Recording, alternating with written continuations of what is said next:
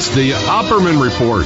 Join digital forensic investigator and PI Ed Opperman for an in-depth discussion of conspiracy theories, strategy of New World Order resistance, high-profile court cases in the news, and interviews with expert guests and authors on these topics and more. It's the Opperman Report. And now, here is investigator Ed Opperman. Okay, welcome to the Opperman Report. I am your host, private investigator Ed Opperman, and this show is brought to you by Audible.com. You go to audibletrial.com/Opperman Report. You sign up for free, you get a free audiobook, and it helps support the show.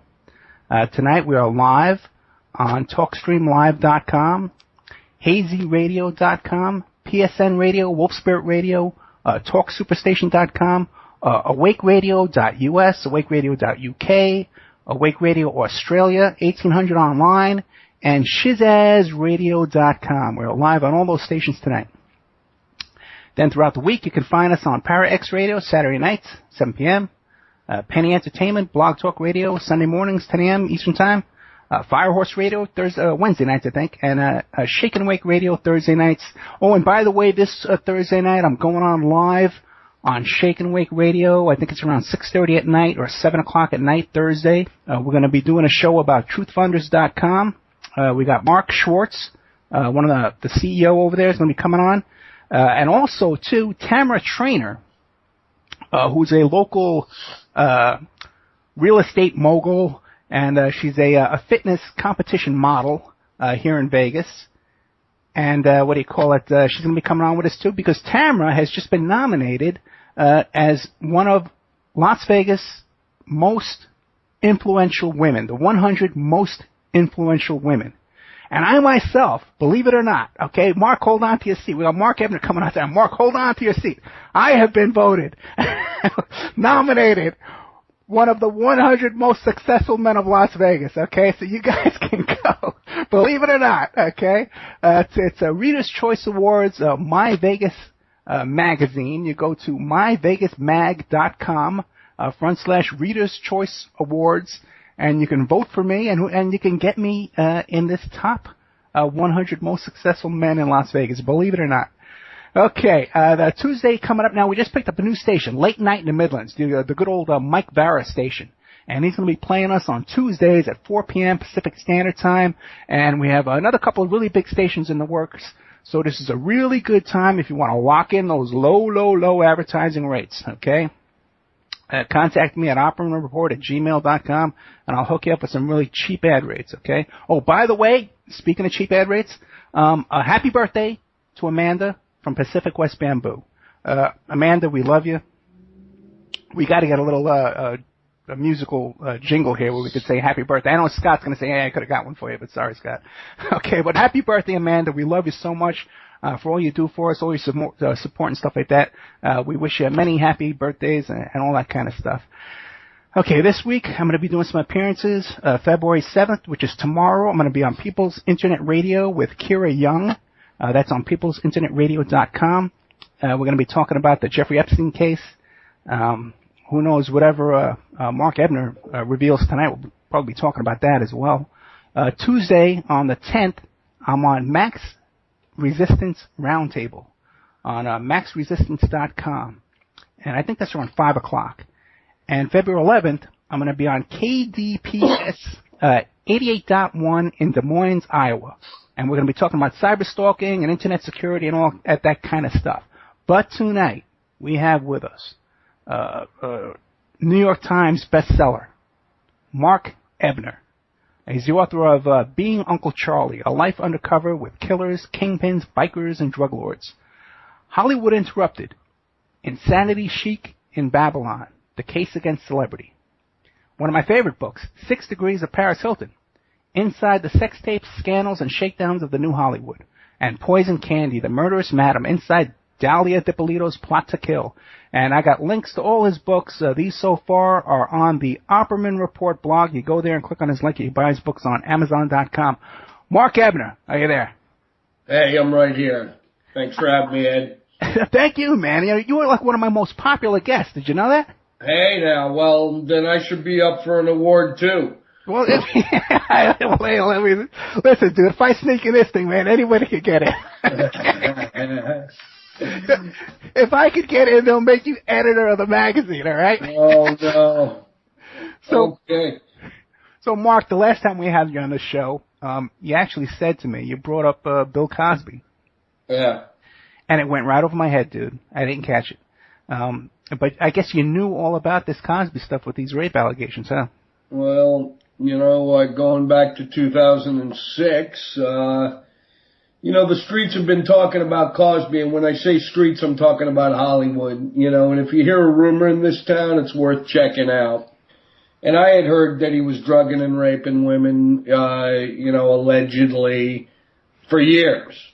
And then finally, a colleague of mine said, listen, Ebner, I don't want to touch this, but I have one of his victims who will talk to you. And he put me in touch with Joan Tarshis, okay, who lives in up in Woodstock, New York right now. And, I met her, I sat with her, and then I did a follow-up extensive interview with her. And this woman, long past middle age, had this story to tell. And frankly, after I heard the story, I had no reason to disbelieve her. She didn't want anything for me. I didn't give her so much as a cup of coffee, for the truth that she was laying on me. So there I had one source. Then I went and found, what's her name? The lawyer, another accuser. And, Tamara Green is her name. Okay. And she was up in Ventura County at the time. I went up to her residence. I interviewed her. And not knowing who Joan Tarshis was, being 3,000 miles away, told me pretty much the exact same story of being victimized by Bill Cosby, i.e. being drugged and then sexually abused to whatever extent they would allow. And I said, well, there's two sources. And then it came to pass that Cosby had an accusation that made its way to civil court in Pennsylvania out of his alma mater, Temple University, by a woman named Andrea Constand. Now, this woman was, she was an educator, and she didn't seem to have an agenda either, except for telling the truth of her story and, trying to work something out here. And the DA that was in charge of looking at the material that was brought before the courts, if you were to talk to him now, he has said, I believe Bill Cosby was guilty. He just said there wasn't enough to bring charges. So anyway, it's awfully telling that Bill Cosby settled for what we can only imagine is a significantly high sum with Andrea Constand. Now, I didn't talk to Andrea, but I did talk to her lawyer, and her name's Dolores Troiani, and she gave me every indication to believe that her client, Andrea Constand, who Bill Cosby had just settled with, her story lined up with my other two sources. So that's 1, 2, 3 sources, one by proxy. And I've got myself a story. I published a story. I contacted 32 major media outlets, and not a word. In fact, I got responses like, oh, we don't want to slander Mr. Cosby. Or my own agent. At the time, I was with William Morris Endeavor. And my own book agent, she said to me, I sent her my story, and I was floating it as a possible unauthorized biography proposal on Mr. Cosby. And she screamed at me. She said, are you kidding me, Mark? Do you have any idea how long Bill Cosby has been a client of this agency? Wow. And I was like, wow, this story. I said, okay, so, and my attitude was the same as what the comic Hannibal Buress, pitched from the stage that ignited this whole story was, yeah, but he's a rapist. I mean, what? So, his 50-year relationship, if I have solid, corroborating allegations to make into a story, if not a book, you're not going to support me and you're going to throw me under the bus to protect your client. Well, I should have known this. Welcome to Hollywood, right? Of course they were. So I left William Morris shortly thereafter, and as you can see, here we are, 7, 8, 9, 10, 11, 12, 13, 14. We're like 9 years later. I'm sitting here saying I told you so on the Opperman report. Yeah, I know. I was calling this the I Told You So tour. Sure. You went everywhere and told everybody I told you so. That's what I love about you, man. Okay. Well, yeah. Well, let me ask you, what made this PR team fall apart? How did this get out? He's got, what's this guy, Marty Singer? Well, Marty Singer, unfortunately, unbeknownst to Mr. Singer, I can tell, and being a fellow PI, yeah, I think we discussed this. I kind of backed into that whole deal. I can read you from Marty Singer's playbook right here, right now, without him even knowing how I know. But I will tell you this. His MO right now, and I can't put words in Marty Singer, and by the way, your listeners should know, he's known as the pit bull in Hollywood. He handles all these high-profile celebrity damage control cases, and he bills out the ass for it, probably about $800-900 an hour. Wow. I don't think that Marty Singer believes that Bill Cosby, his client, is innocent to these allegations. I think he believes that he's getting paid by the hour to do everything he can to try and discredit these women that are cropping up as soon as it's like playing whack-a-mole. You know what I mean? And, where we live now in this sort of, they talk about rape culture, and, a sensitivity towards actually victim blaming in situations like this when allegations do arise. Yeah. Marty Singer's making bank doing exactly that. He's blaming the victims. He's trying to discredit them. I could, go to a file right here and pull up files on accuser Beverly Johnson, the former supermodel. What he's doing is he's going back into her, her litigation history, if you will. And he's trying to make a case that Beverly Johnson is a serial accuser. Well, she may have had run-ins with the men in and out of her life. She's, a supermodel, for God's sakes. It'd be hard to blame her for getting into the wrong relationships with the wrong people. But yeah, she has had some situations with men in her past. What does that have to do with her allegation of the present? Not much. And I don't think it's a wise move to try and attack these women the way he's doing. But he's been unsuccessful, though. And you and me both know that there's a lot of people out there with a lot of dirt on them, a lot of huge dirt, that get away with over and over, and it's silenced, it's covered up in the media, it doesn't get out. Right. Why is this? How has this runaway train gotten out of the barn? To mix a metaphor. Well, let's just put it this way. The naysayers, the ones that say, oh, Bill Cosby's innocent, blah, blah, blah, blah, blah. This is not a court of law. He's being tried in the media. Well, you can go ahead and say what you want. But as the media, it's our responsibility when these allegations line up and corroborate to report that. We never claimed we were a court of law. We're putting it out there.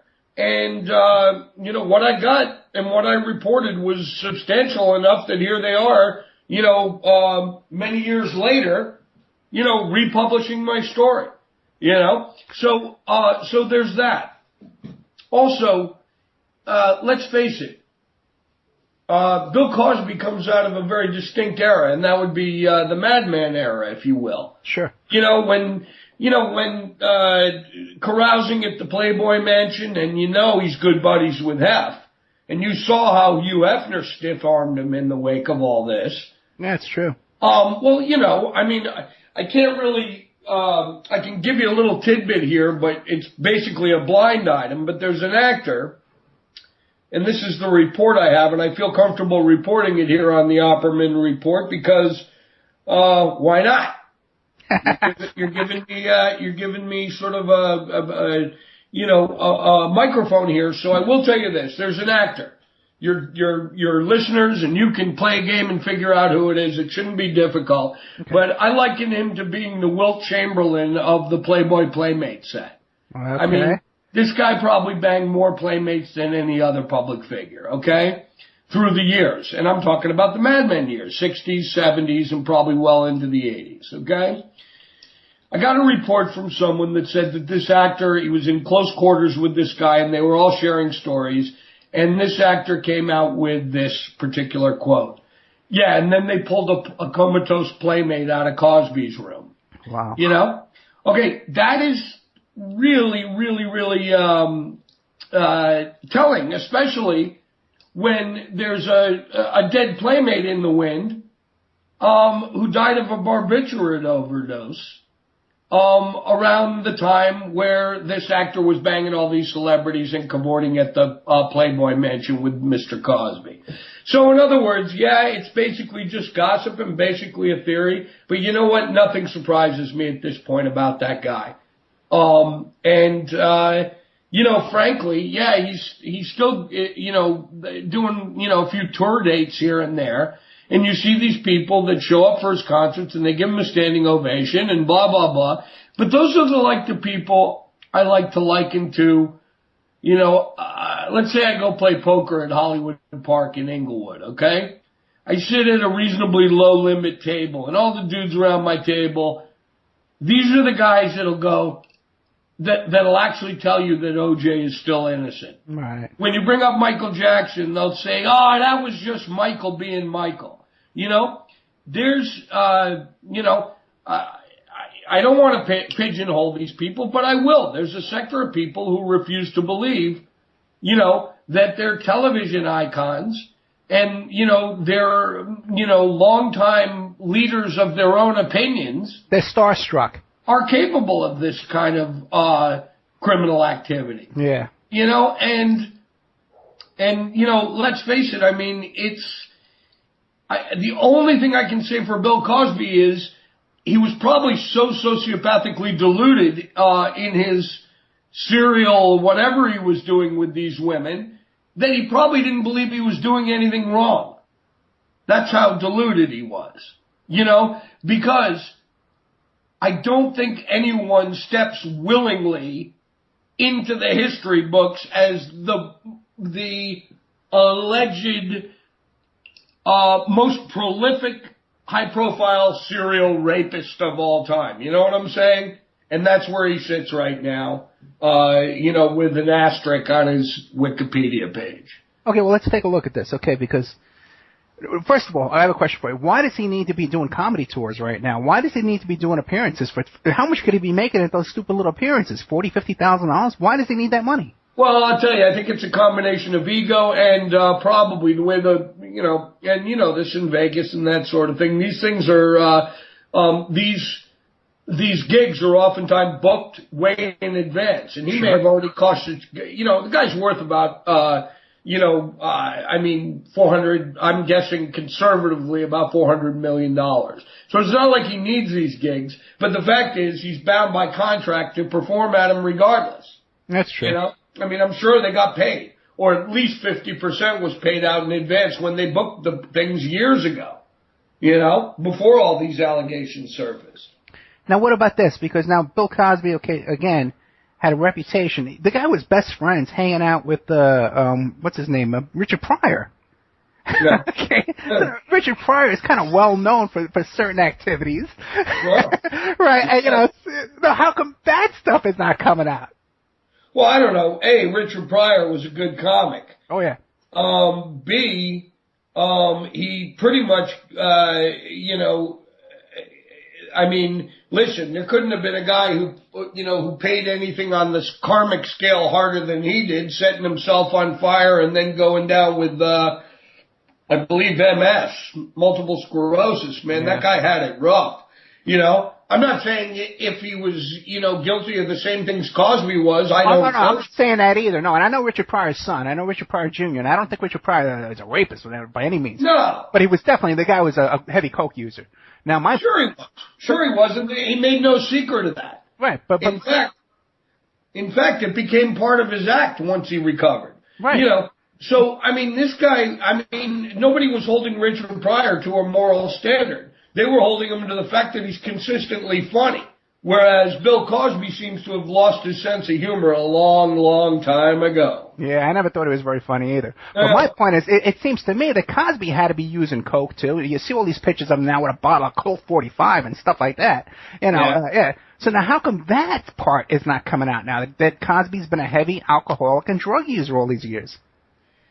You know, that's, you know, why it hasn't come out. I can pretty much, assume he's done and had his share of substances. You know, I just don't know.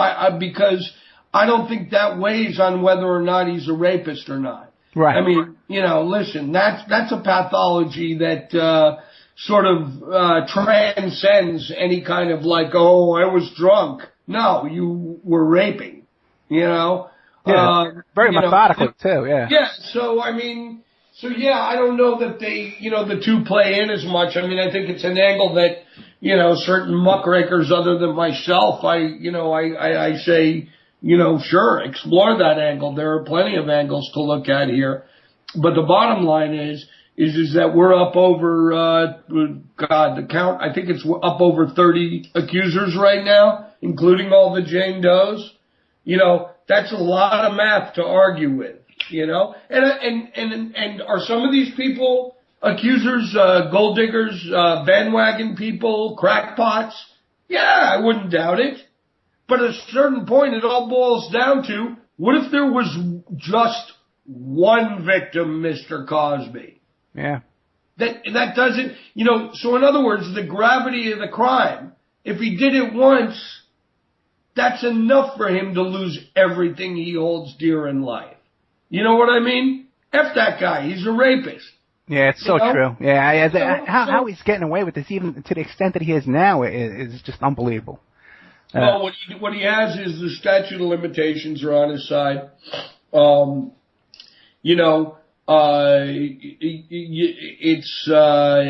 it's very difficult to, you know, unless one of these victims come in, you know, even though they've got Gloria Allred, you know, kind of heading the pack here, I think that, you know, they're really going to have to come up with some bombshell evidence or corroboration. I mean, we need some firsthand sort of stuff to really, at the very least, force Cosby's hand to the point where he can address these allegations, which he hasn't done so yet.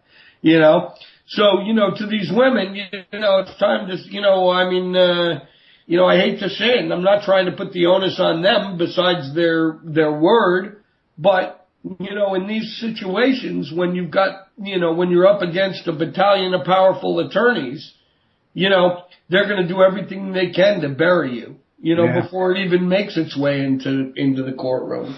So it's a tough road to hoe, but I got to say, from the women that I spoke with, the alleged victims, I'm like, you know, more power to you. You know, don't give up. What else can I say? You know, I believed you, you know.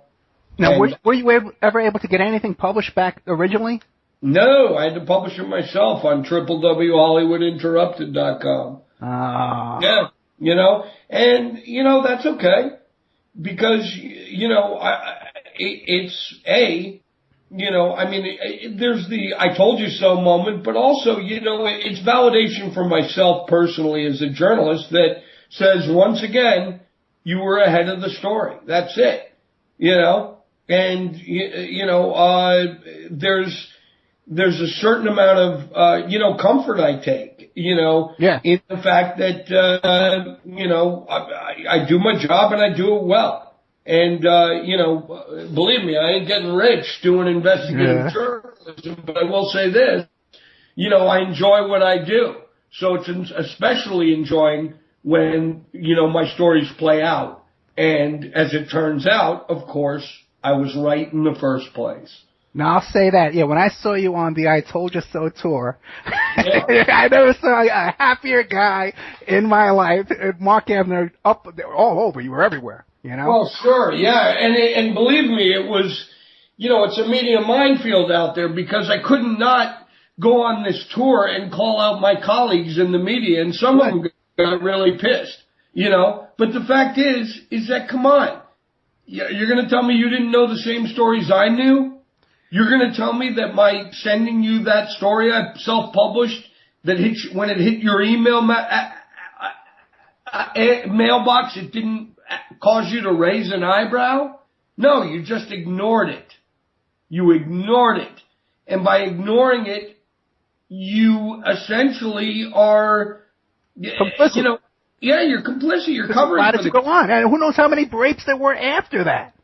Yeah. And my own agency. You know what I mean? I mean, it's just, it's pretty inexcusable. And, I'm too long in the tooth these days, to care who I piss off, even if it means that I may be losing my next paycheck.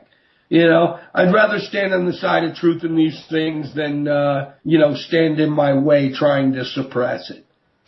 Now, what do you think? One of the accusers that came out was Janice Dickinson. Now, what do you think of her story?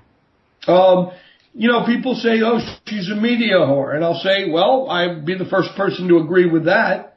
Do I think she's lying? No, I don't. As a matter of fact. Do I believe that her publisher made her take her references to Cosby out of the book? Oh, absolutely, because I've been down that road time and time again with publishers of my own, So, right. And did you hear the clip of her on Howard Stern? Because she was trying to get it out, but she held back.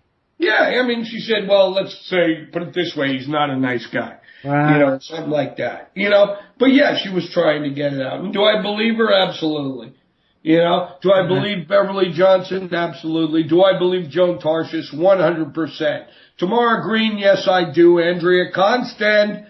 She got paid. What can I say? Let's go down the list. Beth Ferrier. She lives in Colorado. She took a lie detector test. I'm not saying that that's, proves that she was telling the truth, but that's the way the tabloids work it. And Cosby, in all his might and power, managed to get that story killed by trading off, ridiculous things with the National Enquirer. An exclusive interview with him thanking the National Enquirer for their help in finding the killer of his son. It was, I can tell you the woman who reported that story, the Beth Ferrier accusations. Her name is Robin Mizrahi. Get her on the show. She'll tell you about her reporting. She'll tell you about her 9 years at the National Enquirer, and she will tell you about how that story got buried in a trade-off with Bill Cosby. Is that anything new at the tabloids? No, it's not. It's been going on since, forever. I can tell you that firsthand. I'm just glad I don't work for him anymore. Yeah, I hear you. Yeah. Now, what about this deal where this woman comes down and she says, I'm Bill Cosby's daughter. She wants $250,000 and she wants $2 million. And then he gets her arrested. She's coming back out of the woodwork now saying that she's Bill Cosby's daughter. Well, listen, her mother, as far as I understand it, I don't have my notes on that in front of it, but he did have an affair with her mother. He admitted it. Right. And he paid for this woman's college and stuff, too.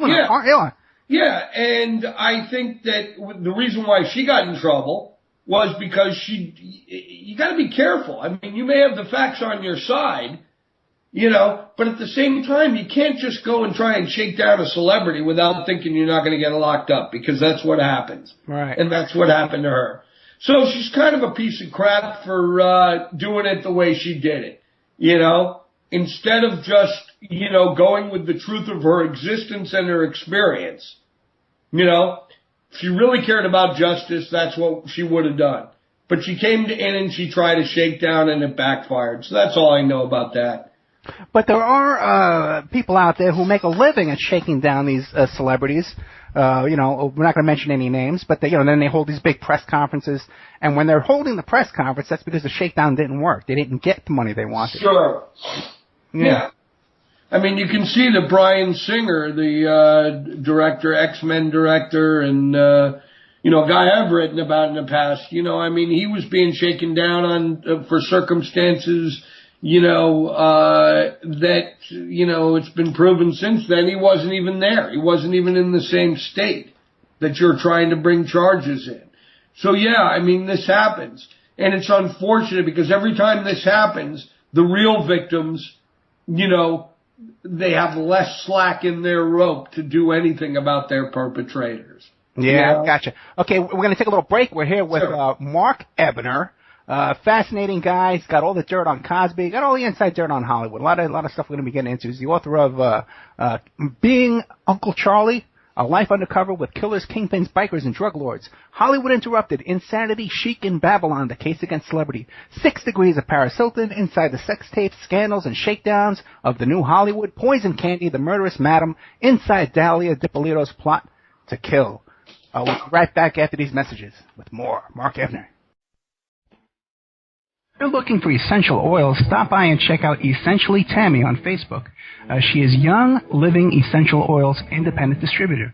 These 100% therapeutic grade oils help support the body's natural functions. You can click on her website posted on Essentially Tammy, that's T-A-M-I, to see the current deals and check out the benefits of oils such as frankincense, joy, valor, lemon, thieves, Panaway, and many more. Email Jocotami, that's Jocatami @yahoo.com, or call 352-239-8546. That's 352-239-8546.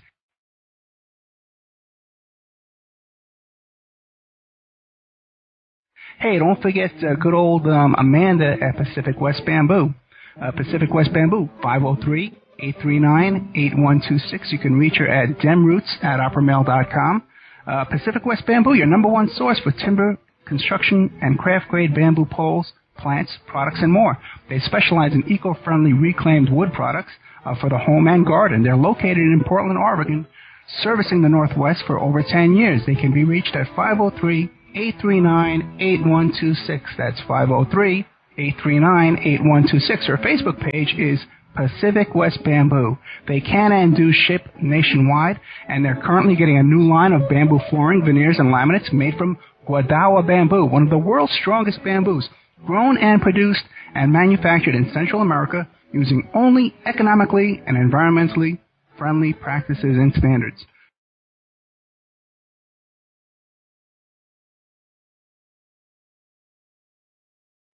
Good old Mike Gray at infinityhomeplans.com. Check out Infinity Home Plans and Design Services, your resource for 3D and 2D draftsman services. They offer a multitude of products, including stock home plans, 2D digital drawings, 3D models, renderings, and more. That's infinityhomeplans.com.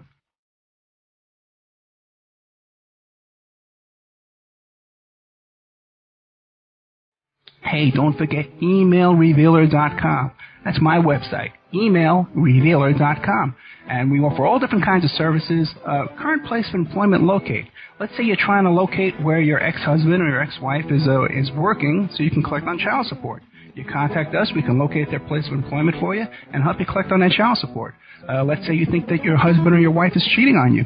Give us their email address and we can trace it back to online dating websites and dating services.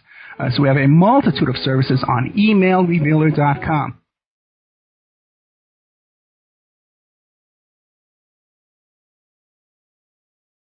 Hey, don't forget the New World Mexican Women.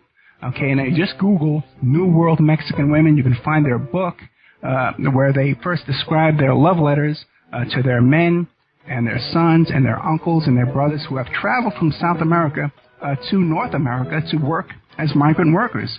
But the women down in this town there in Guerrero, Mexico, they want their men to come back. So they've written these beautiful love letters, and they've put them all in this beautiful coffee table book.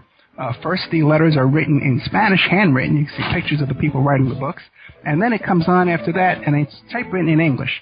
And then also, too, the second half of the book is teaching you how to make authentic Mexican jewelry from these New World Mexican women. You can find their book on Lulu.com. It's only $19, or you can download the digital edition for free. That's New World Mexican Women. And it's a two-part book where first part is the love letters, and the second part is the making the handmade jewelry, the authentic Mexican jewelry.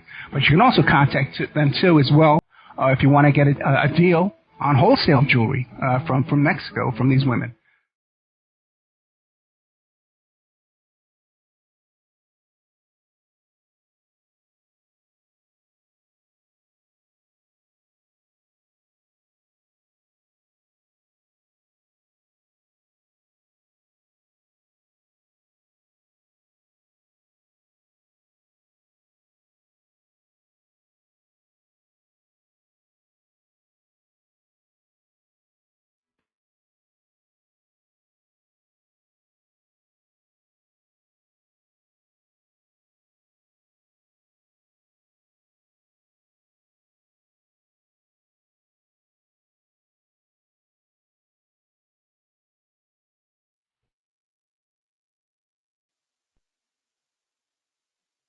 Okay, welcome back to the Opperman Report. I am your host, Private Investigator Ed Opperman. The show is brought to you by Audible.com. We're here tonight with the infamous Mark Ebner. The guy's got all the inside dirt, not just Hollywood, politics, got everything. He's the author of Being Uncle Charlie, A Life Undercover with Killers, Kingpins, Bikers, Drug Lords, Hollywood Interrupted, Insanity, Chic, and Babylon, The Case Against Celebrity, 6 Degrees of Paris Hilton, Inside the Sex Tape, Scandal, and Shakedowns of the New Hollywood. I love that book, by the way. Man, I tell you, I've been quoting Mark Ebner for years, man. I've been, all this stuff I've read, he's written, wrote a great article about Paul Baresi there. Yeah, I love that article, man, yeah. I tell you, I couldn't believe it, Mark. When I had you on last time and I started getting to know you, I said, yeah, this is the guy. This is where I read all this stuff from that I've been talking about all these years. We're definitely into the same stuff, man. Yeah. Well, it's not a far stretch from a PI to an investigative journalist. You muster your skills, you put them to the task in front of you, and you find out the truth. That's what we get paid for, It's so true. And writing reports, and taking down notes and interviewing people, it's all the same stuff. Sure. Yeah. And so it's no accident that, I backed into a cottage industry of doing PI work during my downtime in between books and stories, and I find that on the intelligence level, you can't hire a better PI than myself, and I will say that. However, when it comes to being the kneecap breaker on the streets, well, I'll leave that to you, Ed, because that's not my right. Well, wait a second, Mark. If people want to hire you as a PI, how do they go through Dano? Yeah, of course. I mean, he was my godfather in the whole situation. And that's Dano Hanks of Backstreet Investigations. The guy's been at it for years. He made his bones as it takes one to know one PI. He's an ex-con himself. In fact, it's only a few short years ago that Dano started operating under his own license because he managed to get a certificate of rehabilitation from one Governor Arnold Schwarzenegger. And to Dano's credit, this guy knows where the bodies are buried too, and if he doesn't, he has the ways and means to find them. So, the people that come to me are people that are kind of bereft and they need to find somebody, or they want someone thrown under surveillance, and, or any of the other things that I'm fully capable of doing. And, at PI rates, heck, why not? I just got off a detail. I did 13 shifts in a row, providing security for a rather high-profile Hollywood guy, the wealthy real estate guy. His name's Cameron Segal. Your listeners can Google that. It was pretty atrocious. The guy got capped sitting in his Rolls Royce, having just stepped out of his office at a corner of Sunset and Gardner in Hollywood, by a black guy on a bike. That's all they know. The guy who put 2 bullets in this guy's head. Well, surprise, they didn't finish the job. The guy is, he's secure, and he is recovering right now as we speak. I don't need to give any more information, but because, people obviously want this guy dead. But at the same time, this is a guy who I met through another guy who I had written about, coincidentally, in 6 Degrees of Paris Hilton, who said, who arranged a meeting with this guy, and the guy started putting me on, doing background checks, this and that. He has a vast real estate empire to look after. And so I was doing that, and then all of a sudden, a couple of weeks ago, I get a call from Dano at about 8:45 on a Friday night, and he goes, "Hey, Ebner, weren't we over at that office collecting a check just 2 days ago?" And I go, "What are you talking about?" He goes, "There's helicopters over Sunset and Gardner. A guy in a Rolls Royce just got shot." I go, "Dano, come pick me up." And we went to the scene of the crime. We went to the hospital. I got a call that Monday saying, "Mark, we'd like to retain you to provide security for our guy." And I said, "I'm on it." And that was that. Because there were reports that at the scene of the crime, at the scene of the shooting, that a couple of guys showed up and started taking pictures, and they wouldn't identify themselves. No doubt. I mean, is that you? No, I wasn't taking pictures. We both know, as PIs, if we have evidence of a crime, it's incumbent upon us. It's a beautiful job in many ways, because we're the guys that can be the rats without carrying a rat jacket. You know what I'm saying? Well, I knew what kind of trouble this guy was up against. I knew the threats that were coming in, and 2 days before he was shot, I said, "Look, I've identified the perpetrators, in which you're a victim of a financial crime, okay?" And I said, these things go two ways. One is the feds will come in, and maybe, just maybe, years down the line, you may get pennies back on your dollar, right? Okay. But the other scenario is somebody ends up dead. And that was the first time I saw this guy flinch when I said that.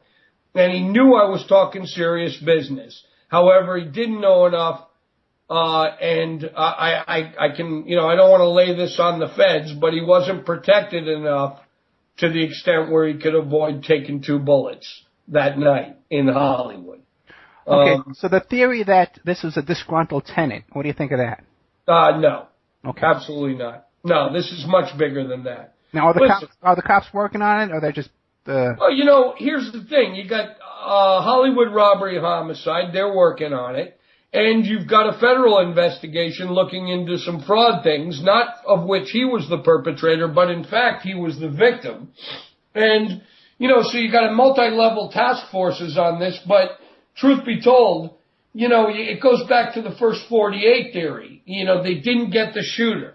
That's incredible to me, because he was shot in the alley that behind his office. It's butt up against the fire department. So he lucked out in that respect, because the EMTs were there within minutes and they saved his life. All credit to them. But how was it that, there are no images, there's no video, there's nothing, that they can use as evidence to find this guy? Now people say, "Oh, that's unusual, a black guy on a bike." I was like, I've worked 3 cases where the shooter was on a bike. What's her name? Chazen, the publicist that was capped down in Beverly Hills. Yeah, right. What went on there? That guy was on a bike. I worked that case to the bitter end, right to the hotel where he blew his own head off when the cops were closing in on him. Another one that comes to mind is Mickey Thompson, the race car driver. I believe, I may be mistaken, you can look into it. But if I'm not mistaken, a guy pulled up right to his house on a bike. So actually, a bike is a pretty good escape vehicle when you think about it, as opposed to a car that could get blocked in an alley. Guy on a bike can dump the bike and vault a wall and be in the wind. You know what I mean? You throw it on a bike rack and you on the back of your Jeep, you're off. You're done. Sure. Yeah. Sure. Yeah. Throw it in a van, whatever. There you go. Second of all, if I was investigating this case, if I were the cops, and I've had my dealings with, LAPD through the years, more times than I care to count. And I can only say that, what I would have done was I would have grabbed everyone that showed up at that hospital the night he was shot, and I would have found a way to get their cell phones. Okay? Because then at least I have an electronic trail of people that were communicating around the time he was shot. And, from there, you got to understand that, let's say the shooter says, gets a text message at 8:45 and saying he's walking out, he's leaving, or whatever. Sure. And he goes up and he does the ambush. Well, granted, that particular shooter may have been using a burner phone, but that isn't even protection, because the truth of the matter is, once they have the connection, the telephonic connection of one phone to another, from the guys who ordered the hit to the guy who did the hit, if he was on a burner phone, they still have everything they need on that phone. Then all they have to do is trace the phone, find out where it was purchased, go to the store where it was purchased, and check the tapes, and there you have your shooter. So it doesn't seem like it's all that difficult, but, one guy told me, hey, everybody in this is a bad guy, and the cops are probably saying, well, we couldn't catch the shooter in the time frame that was feasible, and, let's just let God sort it out, Yeah, right. Who knows? I'm not going to tar the LAPD, nor am I going to tar the feds. I'm hoping they're, on a fraud investigation, that could take up to a year to figure it out. But the fact is, somebody wanted this guy dead, and they didn't finish the job. And, if I was him, I'd pack it up and get out of town. But, the guy is, the guy's pretty strong-willed, so it'll be interesting to see what kind of a God shot he had with 2 bullets in his head, and how he's going to live the rest of his life. So he's still in a hospital bed now? Yeah. Yeah. He can talk, he can get up and walk around? No, I mean, listen, the guy, it was touch and go for weeks. I can tell you there were complications galore. I can tell you every day we didn't know. But then they moved him to another procedure. And, he is at, the last time I saw him, his eyes were open. He couldn't communicate verbally. He got trached for the surgery they had to perform. But his eyes were, set on mine, and, he could do a thumbs up or a thumbs down. And, he's definitely cognizant to the extent that, he understands who I am and what it is I'm saying to him. So, yeah, that's, it's kind of an amazing recovery. Okay, and who's your client? His lawyer, his accountant, his wife, who's your client? Well, I had been working for him. Okay. So let's just say his power of attorney is my, and by the way, I jumped off the case. I turned it over to some real professionals, that do executive protection day in, day out. Because at a certain point I sat down with my employer the other day and I said, look, I got him through it. I got him into surgery, and I got to step off this detail. As much as I like the money, that's not the point. The point is, you don't need the Keystone Cops now. You need some professionals in there, because remember, he survived, and that wasn't the intention of the perpetrators behind this crime.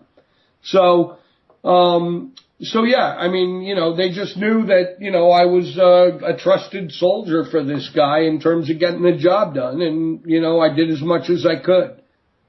Okay, very good. Very good. Okay. And by the way, the crime in Hollywood is up 200%. It's not like he was the only one that got shot that week. This shit's going on. Excuse my language. This is going down each and every day. Someone's getting capped in Hollywood. It's bad. It's rough out there. I'm glad I'm off on a new book adventure at the end of the month. I can't get out of Hollywood too soon, to be honest with you. Oh, really? Okay, well, let's get to that, man. Tell us about the new book. And also, too, man, I want to hear more about this beautiful wife. I know you just got married. Yeah. This woman is gorgeous. What does she do for a living? Well, she is, it's funny you ask. I guess I can disclose a little bit about her. She's, I've known her for a few years. I met her, Her name's Michelle Scott. I met her years ago when she was a youngster, and she was protesting Scientology while I was working that beat. And I thought she was adorable. I thought she was really funny. And, I just made a mental note of that. Years later, just over a year ago or whatever, she pinged me on social media. And I said, hey, how you doing? And I said, listen, why don't we go out? We had dinner. And we've been, we've been thick as thieves ever since. Within 6 months we were engaged, and within 2 days of that we were married in my backyard. She works in the legal field. She's just leaving a job to go to a better job. She worked, talk about a lightning rod for controversy. She worked under Dove Charney at American Apparel for a couple of years. Corporate job. She is leaving the job today, and she's on to greener pastures, and I could not be happier about it. It's nice to have a wife with the corporate gig, so I can sit here and do podcasts all day with Opperman, Yeah. I mean, that's a pretty sweet deal on my end. But, I gotta hold my own in this, and I just did a book deal. It's not the one I wanted, but the story is important. I don't know if you know this or not. I'm from Providence, Rhode Island. I do know that. And I got approached about a year ago by this guy from Rhode Island, very well-known figure. I like to call him the Harvey Weinstein of Rhode Island. He was a concert promoter, a guy named Frank J. Russo. And he was very, very successful in promoting concerts throughout greater New England. And somewhere along the line, he scored the Michael Jackson Victory Tour, and he really made his bones. And, since then, he's kept his hand. He still does that work. But he's always been collecting stories. And he had this one New England mob story that I absolutely loved. And it took place in my hometown throughout the 60s, 70s, 80s, right into the 90s. And basically it's a story about how, how the New England Mafia cannibalized itself. And, it's the life and death of the New England Mafia with some great stories. And it all centers around a heist that was perpetrated by the mob that makes the Lufthansa heist in Goodfellas pale by comparison. It was huge. I don't want to give away too much, but the book is called The Boys from Providence. And I came up with that title because I'm a big Sopranos fan. And I remember a couple of times in a couple of the episodes, Fog of War, man, Brian Williams reporting. I can't really remember which episodes this came up in of The Sopranos, but it seemed like every time they needed some serious business done, in other words, when they needed a killer on post, at the DiMaggio brothers, they would call in the Boys from Providence. Yeah. And hence my title. So I have to thank Mr. David Cesarino, Mr. David Chase, for scripting a great title for a book that I pretty much was born to write. Yeah, David Chase. By the way, it's also connected to Pelicano, by the way. Oh, yeah. Yeah. Small world. Now, what's the book you wanted to do? Can't tell about it? I don't know. Listen, I mean, I've been floating ideas. I put the publishing industry on notice that in light of I Told You So about Bill Cosby, if they want me to do a book now, my floor price on that is $500,000. Oh. And I told my agent, I said, put it out there. Actually, one major publisher responded, and they said, well, is this going to be about Bill Cosby, or is it going to be about media complicity? And I said all that and then some. Put up the money, you got your book. But my floor on this is $500,000. So, as you can see, I'm still sitting here not doing that book. Yeah. And, the fact is, it's one less headache for me to deal with. However, I did have a price. Nobody can argue that. Let me ask you a question real quick. Just popped in my head. You know that story about that guy that was robbing banks in Staten Island and then somehow became best buddies with Madonna down in Florida, owned those nightclubs down in Florida? Oh, yeah, that's, you're talking about, Chris, the hell is his name? God, I think he capped a guy. His name, Chris Picello. Yeah. Yeah. What do you know about that? Because you want to laugh. I was there that day at that bank robbery. I went to go walk into the mall with the same day the bank robbery went on, and they shooed me away. They said, you're not allowed to come in. On Staten Island. Well, Chris Picello, I've met the guy. Oh, really? On several occasions. I mean, the guy's good looking. He's charming. He ain't stupid. He's kind of looking over his shoulder because he wears a snake's jacket. There's more than many people who are accusing him of being a rat and made a deal to get out of doing it some serious time in a hit that went awry. I'm not calling him a rat. I have no business doing that. But I will say this, I mean, he made his way into some serious circles. Yeah. And, he's been running nightclubs for some high-powered people in the Miami area for years now. He's still in it? Oh, yeah. Yeah. Oh, see, I thought they caught up to him or something like that and threw him in jail. No, he caught a reckless driving rap one night or something that. All right. Yeah, but no, as far as I know, he's still operating and well-funded. And good for him. Yeah. Well, good for him because, listen, whoever he was involved with or whatever transpired back in the day with him, the fact of the matter is there were no innocents in all of that, because he was tipped up into some heavy crime, and that's just the way it goes. Running a nightclub is, a far cry from putting a bullet in somebody's head. Yeah. Or robbing a bank, And if he's out and walking around, I want to be friends with him. I don't want him to either. Yeah. So I got no problem with Chris Picello. However, if you want to see a story that really took him to task, I think it was written by Frank Owen. Yeah. And look in New Times Miami archives. There's a huge takedown story about Chris Picello. So you can see how some people don't hold him in as much regard as I do. Yeah, I hear you. Listen, you got to get along with everybody, right? Now, but before, I was asking you if someone wants to get a hold of you for PI work, they get a hold of Dan O'Hanks. But what's the phone number, the email? How do they get a hold of you? Well, anybody can come directly to me. It's markebner59@gmail.com.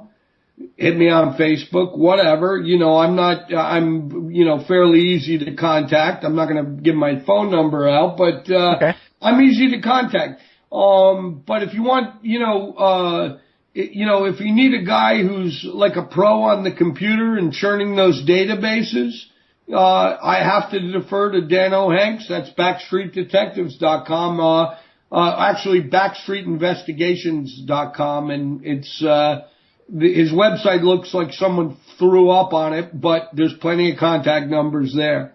So, I think every PI website looks like crap. Yeah. I don't know why, but give your email one more time because there was a little glitch. It was a little static when you were it's markebner59@gmail.com, or you can hit me on Twitter, Facebook, whatever it is. Hell, my phone number is on my Facebook page, so I'm not hard to reach. Am I looking for PI work? I don't say no to it when it comes down the line, and if it looks like I can, I can do the job, that's fine. Truth of the matter is, February 24th, I'm out of here. I'm going back to Rhode Island to write this book. So, best to go hit Dano up, I guess. How long are you going to be in Rhode Island, in Providence? Well, one guy is sitting in a federal prison down in Butner, North Carolina. I got to pay him a visit. So I'll be pretty much working the Eastern Seaboard. I can imagine it taking a number of weeks. Then I got to come back and write the damn thing. So I'm not saying I'm going to be out of pocket, but I have that. I have another book in the wings. The stuff is lining up pretty well. I guess getting married wasn't a bad idea. Now that I'm responsible for a family, things have changed. There can't be any slacking. So, right. I'm just glad the work is coming in the way it is. But now when you go down, you go to Rhode Island, you come back, how long does it take to actually do the writing for you? Well, writing, Jesus, that, I would say, let's say most of my books run a dozen chapters. Chapter is 10 days to 2 weeks, so do the math times 12. It's a good solid 3 or 4 months to do the writing on these true crime books anyway. Gotcha. Okay, we're here with Mark Ebner. We're going to be taking a break. He's the author of Poison Candy, The Murderous Madam, Inside Dahlia DiPolito's Plot to Kill, 6 Degrees of Paris Hilton, Inside the Sex Tapes, Scandals, and Shakedowns of the New Hollywood, Hollywood Interrupted, Insanity Chic in Babylon, The Case Against Celebrity, Being Uncle Charlie, A Life Undercover with Killers, Kingpins, Bikers, and Drug Lords. Mark Ebner, fascinating guy. He's got the dirt on everything, everybody. Emmy Award winning. He was involved with a South Park TV show. If you go to the Opperman Report blog and just read up on this guy, this is a really A-list guest to have on here, especially our kind of show, that people can understand what he's saying and talking about and read between the lines here. So we'll be right back after this message. If you're looking for essential oils, stop by and check out Essentially Tammy on Facebook. She is Young Living Essential Oils Independent Distributor. These 100% therapeutic-grade oils help support the body's natural functions. You can click on her website posted on Essentially Tammy, that's T-A-M-I, to see the current deals and check out the benefits of oils such as frankincense, joy, valor, lemon, thieves, panaway, and many more. Email Jocotami, that's Jocatami, at yahoo.com, or call 352-239-8546. That's 352-239-8546.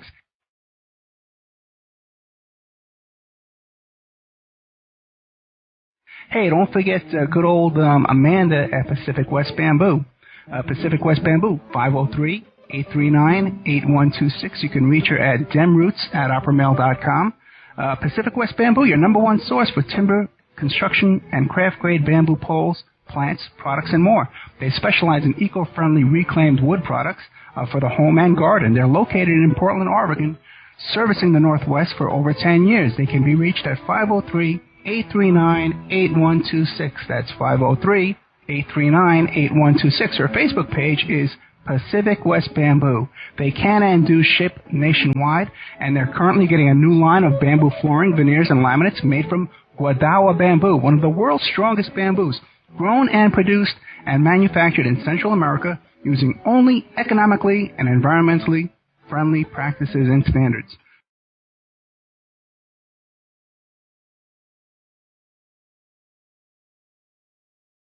Good old Mike Gray at infinityhomeplans.com. Check out Infinity Home Plans and Design Services, your resource for 3D and 2D draftsman services. They offer a multitude of products, including stock home plans, 2D digital drawings, 3D models, renderings, and more. That's infinityhomeplans.com.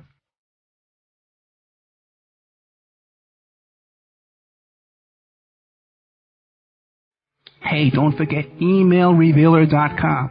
That's my website, emailrevealer.com. And we offer all different kinds of services. Current place of employment locate. Let's say you're trying to locate where your ex-husband or your ex-wife is working so you can collect on child support. You contact us, we can locate their place of employment for you and help you collect on that child support. Let's say you think that your husband or your wife is cheating on you. Give us their email address and we can trace it back to online dating websites and dating services. So we have a multitude of services on emailrevealer.com.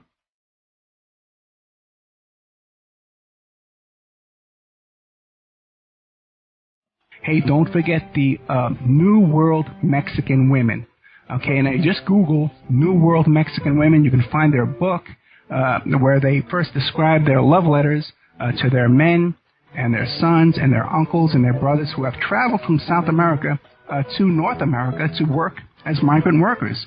But the women down in this town there in Guerrero, Mexico, they want their men to come back. So they've written these beautiful love letters, and they've put them all in this beautiful coffee table book. First, the letters are written in Spanish, handwritten. You can see pictures of the people writing the books. And then it comes on after that, and it's typewritten in English. And then also, too, the second half of the book is teaching you how to make authentic Mexican jewelry from these New World Mexican women. You can find their book on Lulu.com. It's only $19, or you can download the digital edition for free.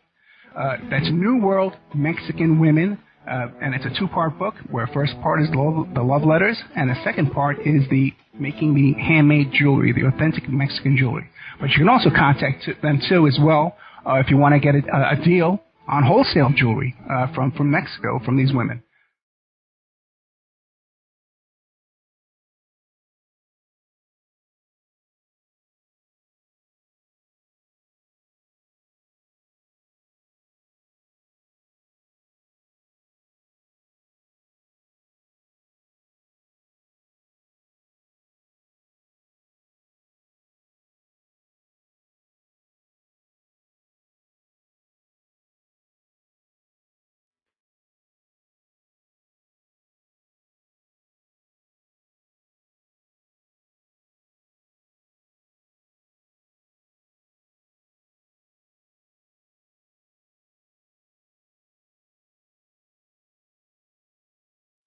Okay, welcome back to the Opperman Report. I'm your host, private investigator Ed Opperman. Don't forget the show is brought to you by Audible.com. Go to audibletrial.com/Opperman Report. You go there, you sign up for free, you get yourself a free audiobook. This week, for the first time ever, we're going to be on Late Night in the Midlands on Tuesday. Hey, and don't forget, man, I want to be one of the 100 most successful men in Vegas. And I was nominated for this. It's called myvegasmag.com/Reader's Choice Awards. And you go in there and you can vote for me. Okay? You just pull down box. It says 100 most successful men. If I get in the top 100, this will be a great way for me to pick up chicks.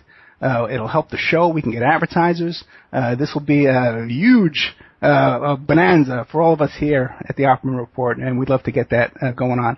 Coming up this week, I'm going to be on People's Internet Radio with Crier Young. Crier Young, really, really cool, and she's friends over there with Thomas Sheridan. You know, they kind of hooked me up together, and then I'm going to be on Max Resistance Roundtable on Tuesday, and then the 11th, I'm going to be on KDPS 88.1 in Des Moines, Iowa, and we're going to be talking about growing corn and potatoes and whatever they're doing down there in Iowa. Now, we got with us here tonight, producing for me, is good old Scott Hare and Patty Walking Turtle, and everybody got to understand, her name is Patty Walking Turtle, so when I start yelling, Patty, hurry up, I'm not yelling at Patty, okay? I'm making a joke about the name being Turtle. So, Patty, do you want to come on and promote your show?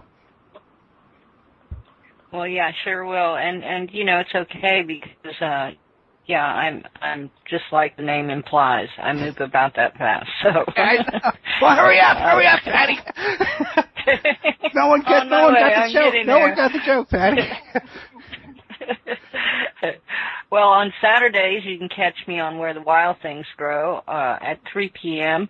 Also on Sunday at 12 noon, this is CST, by the way, there's the Brain Gym, and it's a round table, really cool. Get a lot of us together to discuss different things. And then we have Gerald Whitehorse Standing. I Have Something to Say follows that. And then on Mondays, Turtle Talk at 4 p.m. Central Standard Time. Thanks. Excellent. Thank you, Patty. Take your time. Now, Scott, he's not a walking turtle, or he's Scott Hare, though. Oh my God. No, here I'm the good old Scott Hare. For somebody else I produce for, I'm lovely and vivacious, so figure that one out. But, dude, we got the turtle and the hare. Don't start. We really do. This is the greatest thing. Okay, go ahead, man. Scott, go ahead. Don't even start. Oh, my God. I love it. Let's see, Wednesday night, Cross from the Void Radio over here on the Hazy Radio Network, 9 p.m. Eastern, 6 p.m. Pacific. This week my guest is, Bill Bean. He's been on, Discovery Channel's A Haunting. He also has his book, I forgot the name. I can't remember, I can't remember the name for the life of me. Oh, crap. We'll just come back at the end of the show. He's been on Discovery Channel's A Haunting. He's an author of many books, And his story is absolutely amazing. I mean, you know, he has an unbelievable story about just being tormented by this demon for most of his life. And the first book was about how the tormenting went, and then the second book was about kind of the redeeming, and finding his way back. So it's definitely going to be a great show Wednesday. Well, thank you so much, Scott Hare, and thank you so much, Patty Walking Turtle. Not the tortoise in the hair, it's the turtle in the hair. But you know, turtles and tortoises are almost the same thing, so we can live with that. But we are here tonight with Mark Ebner, the fascinating Mark Ebner. Now, Mark, we were talking off the air before. Now, you brought up, I guess it was a Mark Dick Chase from The Sopranos. Yes. And he has, you did 6 Degrees of Paris Hilton. Let's play 6 Degrees of Anthony Pellicano. Okay?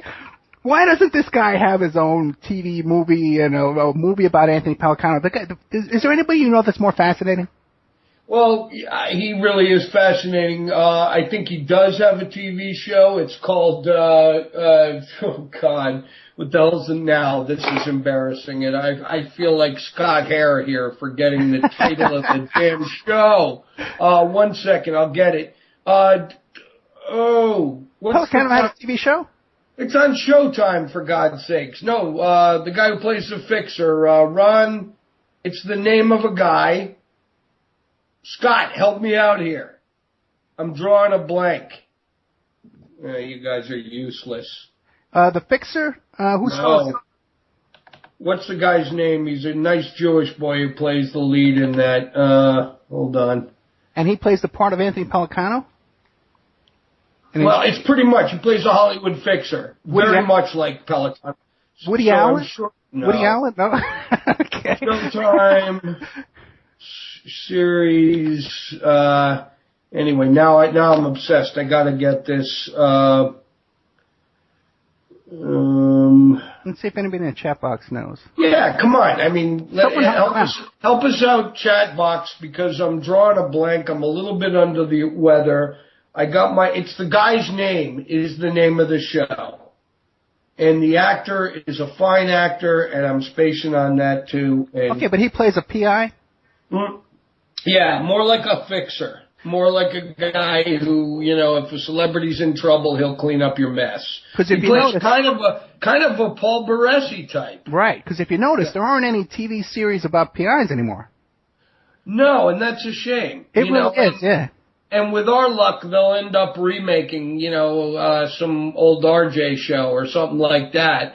When the fact is, there's a lot of characters working out in the field these days right now. Paul Baresi, Dan O'Hanks. Bo Dietl. Bo Dietl.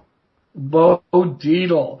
Gavin DeBecker. Yeah, Vinnie Parker. Even Ray Malucci. Yeah. I knew Ray when I was a kid. Hey, Ed, the series is called, I think, Ray Donovan. Thank you, Scott. Yeah, that's good. Real fast on the uptake there, brother. Because he's the hare. He's not the turtle. That's right. Ray Donovan. Yes. Finally acted series. I'm embarrassed it just didn't come to my flu-addled head this afternoon or this evening, but that show is pretty much... I think they lifted quite shamelessly and quite effectively from the Anthony Pellicano playbook in terms of how to fix shit.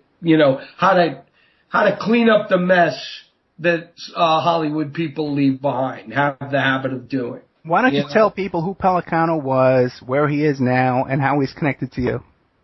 Well, Anthony Pellicano was pretty much an open secret in Hollywood, and he liked that his legend and his lore sort of, permeated the current. He liked being this badass baseball bat wielding. That was his trademark. He fashioned himself as a kneecap cracker type guy. Tough guy, Italian, Italo-American PI who was willing to go one step further than the typical lawyer in Hollywood would go outside of the law to clean up a celebrity's mess. Now, how much of that baseball bat did he do himself, though, or he always hired other people to do it? Well, I think he's not a big guy. Right. the fact is, he kind of, I've seen him, wearing an orange prison jumpsuit in Safford, Arizona, at the federal pen there. And, frankly, yeah, he's up in years, but aren't we all? He still kind of looks like a pussy, if you ask me. Yeah. He looks like a typical white-collar criminal, So he fashioned himself as a badass, but he was willing to, do illegal wiretaps. And, he just threatened journalists. And I can tell you, you should be talking to Allison Hope Weiner. You should be talking about, there's another, Hollywood trade reporter, journalist whose name doesn't come to mind. He left a dead fish on her windshield with a threatening note. I mean, this is how he operated in Hollywood. But what people have to keep in mind is, oh yeah, that's a colorful, badass character, but he was working for the lawyers. You see? And now he's doing the better part of the rest of his life in a federal pen, trying to sell, it's my understanding he's trying to sell the wiretaps that, they never found. Apparently he's got some previously unheard, illegally obtained tapes that'll sell to the highest bidder. Well, even the ones they did found, they were encrypted, so he's probably selling the key to that. Yeah, and that may well be true too. It's not like I had counsel with him. Yeah. But this was what was intimated to me while I was in that prison on other business. How did he get that word over to you? He had another prisoner pass the word over to you? It was more like the prisoner I was talking to got a kick out of the fact that he was doing time with Anthony Pellicano. Okay. Or Pellicano's trying to sell it to other prisoners? I mean, come on, let's face it. These guys, it's like when you're in the federal lockup, it's like, oh yeah, 1 week, you're having, you're sharing commissary with Anthony Pellicano. The next week you're playing checkers with Bernie Madoff. Right. They put these guys on Con Air and they're just all, and I'm like just thinking, holy shit, I want to live your life. Well, that's a whole other thing, too. We had our friend Reverend Pinkney, and he's telling us about how this whole thing about transporting prisoners back and forth all across the country is a huge scam. It's a money-making scam, and they're shuttling these guys all over the place for no reason, just to get the contracts. Yeah, I never thought of that one. Yeah. These guys are brilliant. I know. So, so anyway, Pellicano, if you can see how bad a guy he was and may well still be on the surface, you can only imagine the people that he had hiring boots on the ground out on the street for him. And then we get into the world of Paul Baresi, who I gotta say, hats off to Paul Baresi. He really is the first and only and singular former porn star turned Hollywood PI that I can think of. Can you think of another one? No, he's the one, and you only need one. That's right. and thank God for that, because in terms of bodies buried, and I'm talking about gutter level Hollywood reporting, there's, Paul Baresi's the perfect go-to guy. Yeah, I can't get him to come on the show. I've been trying for a couple of years. And, Paul should do your show. This is a shout out, Paul. If this is tagged with your name in it, you'll be obsessively Googling yourself in a matter of hours, and you'll find, this show you might want to listen, saying I'm tipping my hat, shouting out to you, but at the same time you should do this show and not try to direct it. Okay? Very good. And because, Paul, let's face it, the guy's a showman to the core. I mean, his history in show business is absolutely fascinating. I mean, that's a movie in itself. And if you don't believe me, check out the locker room scene from the most homoerotic movie ever to hit the screens in what? Scott, help me out. The movie Perfect with Olivia Newton-John. And John Travolta. Definitely the most homoerotic movie ever made. It was incredible. He was twerking on that show. John Travolta was. Right. But in the locker, there's a locker room scene with Baresi that is just balls out perfect, speaking to the character he is. And my hat is off to him. And there's no doubt that he was with Travolta. Yeah. He's denied it later on, but there's really no doubt. Whatever. It's the reasons for him denying it or admitting it's true, whatever the situation is, it's the situation that suits him, And, if that's how he wants to live his life, mazel tov. And what about the story about how he went to work for good old Eddie Murphy? Yeah, that was crazy. Basically, what happened there, I was doing a story about that for the late lamented New Times Los Angeles paper.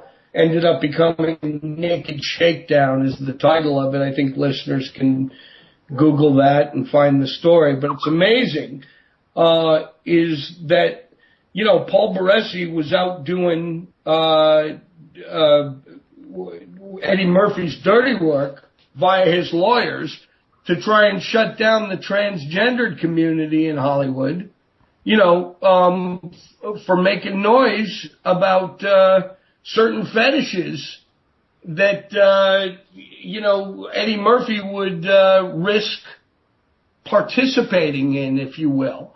And basically, he was out papering the town with hush money, getting these transgendered, ladies of the evening, to change stories that they had already gone on record with. Yeah, so, wasn't he first he got them to tell the story, then he went back to them and got them to deny the story. Yeah, and by the way, the story, my write-up, wait a minute, I had another brain fade earlier. My write-up is a story in the 90s, probably around 99, and it was called The Bagman. And the Bagman is Paul Baresi. And I got to tell you, the first time I heard of Paul Baresi's name was from that article. I know it was. That's right. It had to have been. And, look at him go. God bless him. He's a brother in crime and investigating thereof, right? Well, I understand. He works for Singer now, doesn't he? I don't know. You'd have to ask him that. Yeah, okay. But, I wouldn't doubt it. That's, I think, to his credit, Marty Singer, the Pimple attorney for all these stars, knows exactly who to go to, when he needs to get to the bottom of something, where shit gets ugly. That's where a guy like Baresi comes in, and he's extremely effective. Yeah. I know, I wonder how this sounds to people listening to your show that don't understand how Hollywood works, or am I giving them too little credit by saying that in the first place? No, my audience is, they're into all the same stuff we are, man. That's why you're on the show, Oh, right. Yeah, they know what we're talking about for sure, man. And, we just did a show last week on this Jeffrey Epstein case. And I've been doing a lot of research on that. Now, what is your take on this guy and, flying around with Clinton and Well, yeah, it all comes back to 6 Degrees of Paris Hilton. Okay. Back then, in 2007 or whatever, as we know, the Clinton's plane was known as Air F, you fill in the U and CK, 1. He was traveling around with a guy who had a lot of money here in Hollywood, a billionaire. And, it was not the same deal because it didn't involve allegations of underage, dalliances. But, this was no secret. So here comes another guy with money and influence, who's doing the same thing. It doesn't surprise me at all because, look at the president they were flying with. What do I know about him? He's just some entitled guy who, better hope, that, if he is he going to be indicted? You've been researching it. What do you think? Dude, they had this guy, first of all, in his home down there in Palm Beach. He had pictures of naked 15-year-old girls in frames all over the walls in every room in this house. Anybody who went into that house witnessed active proliferation of child pornography. Okay? Right. Why he's not arrested for that, I don't know. This guy got 13 months in a sheriff's department jail in a private wing, okay, where no other were there, and to a sheriff's department that he had donated $90,000 to. Wow. Dude, you gotta do this story. Write the book, you can write this stuff. I'm not that good of a writer, I can hash it out. But he only served, dude, he only slept overnight. He 6 days a week. He only slept 8 hours there. He was free 16 hours a day. While he was free, he could fly down to his private island on his private jet. He was flying to New York while he's out on work release. And get this!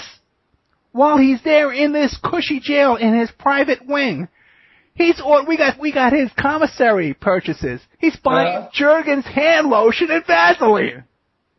Well, yeah. That's a story for you, Mark. That's your story, man. You got to do it. Yeah, I hope he had plenty of socks because he was obviously making Fifi bags. Yeah. I don't know if anyone knows what a Fifi bag is in the joint, but you can Urban Dictionary that for sure. And basically it involves a sock and a lubricant. So it sounds like your boy's going to town. Quite a story. And as for whether or not I should or shouldn't write that book, it's sort of like I'm fortunately in the apparently enviable position where I can say, get in line.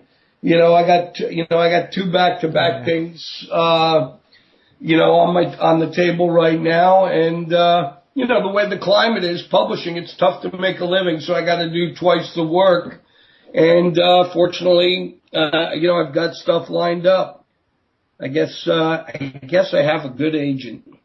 Yeah. Well, no, we got talent, brother. You got talent. You got to hear it to the ground. So God bless. Yeah. All right. Likewise. Thank you. Thank you very much. Okay. Right. What about appearances? Do you ever do speaking engagements and do an appearance at a seminar where you? I wish. I think that it's like that whole speaker tour and speaker bureau mafia. Yeah. It sounds like it's a wicked tough.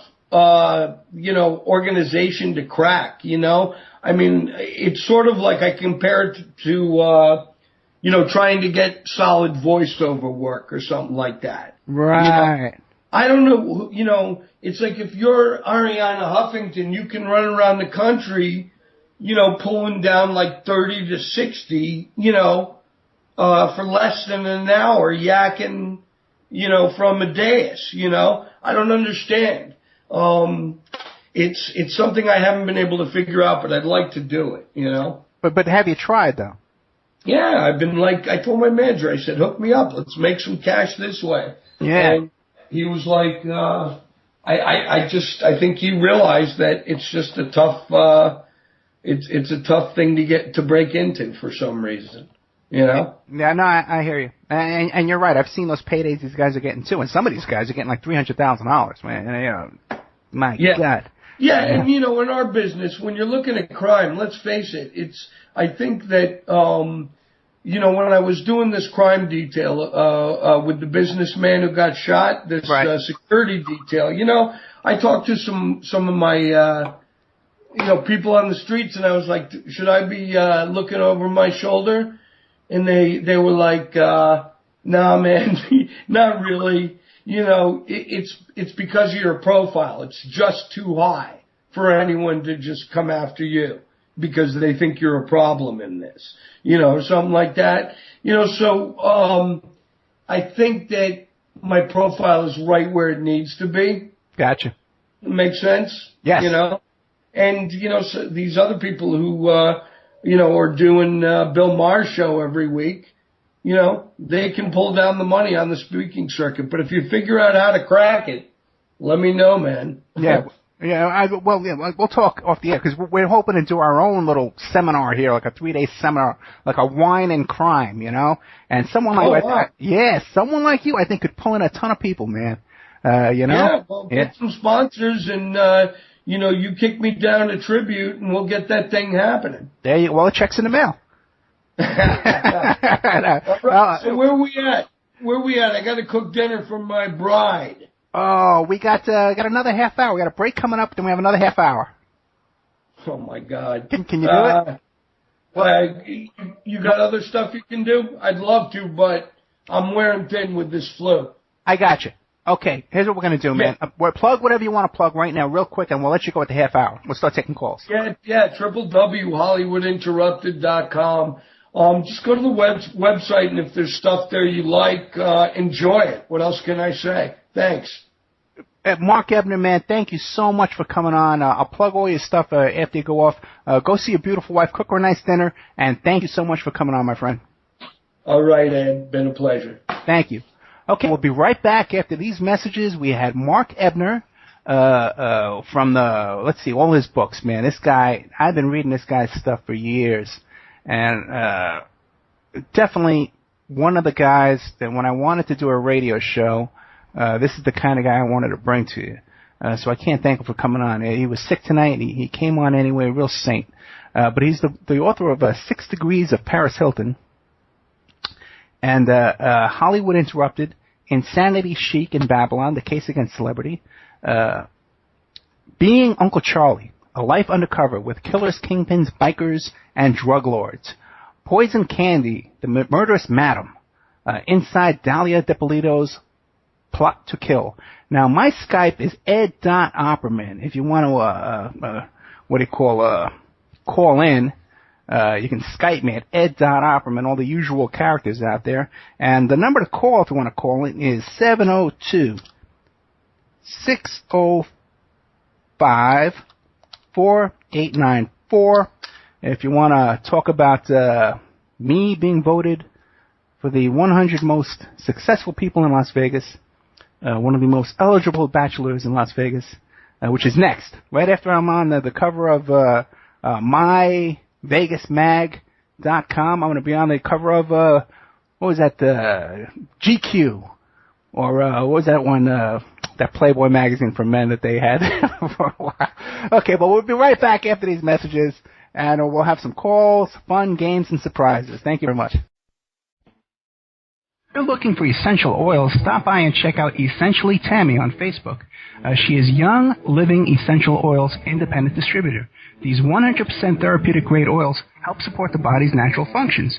You can click on her website posted on Essentially Tammy, that's T-A-M-I, to see the current deals and check out the benefits of oils such as frankincense, joy, valor, lemon, thieves, panaway, and many more. Email Jocotami, that's Jocatami @yahoo.com, or call 352-239-8546. That's 352-239-8546.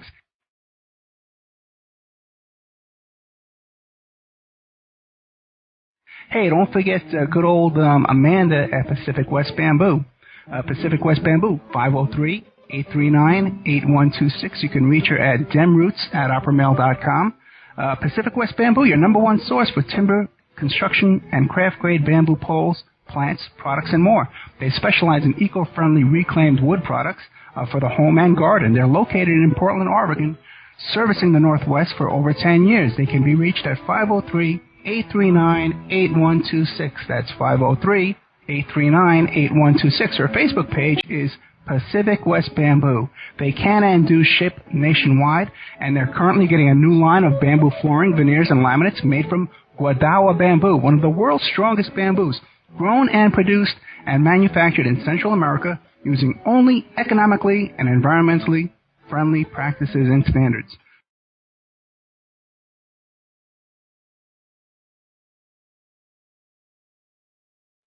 Good old Mike Gray at infinityhomeplans.com. Check out Infinity Home Plans and Design Services, your resource for 3D and 2D draftsman services. They offer a multitude of products, including stock home plans, 2D digital drawings, 3D models, renderings, and more. That's infinityhomeplans.com.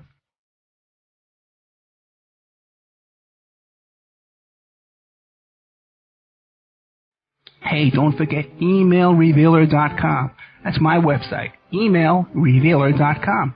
And we offer all different kinds of services. Current place of employment locate. Let's say you're trying to locate where your ex-husband or your ex-wife is working so you can collect on child support. You contact us, we can locate their place of employment for you and help you collect on that child support. Let's say you think that your husband or your wife is cheating on you. Give us their email address and we can trace it back to online dating websites and dating services. So we have a multitude of services on emailrevealer.com.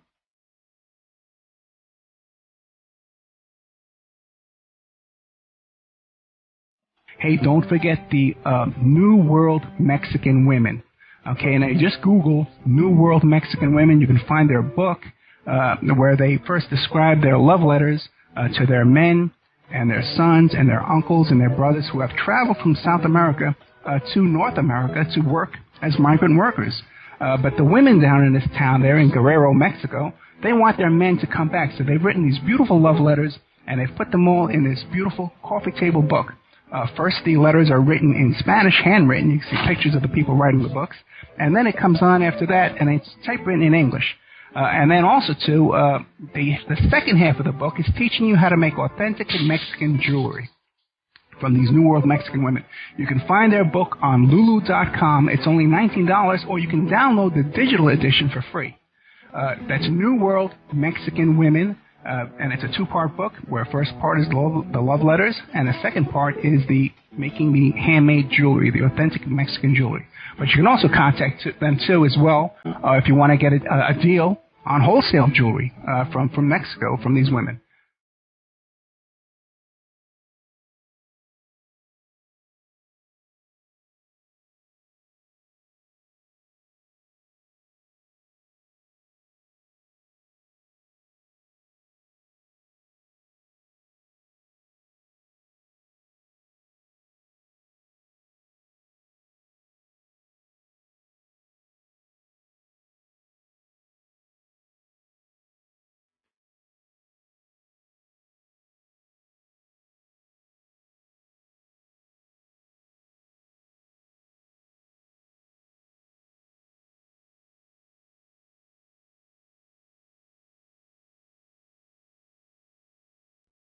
Okay, welcome back to the Opperman Report. I am your host, private investigator Ed Opperman.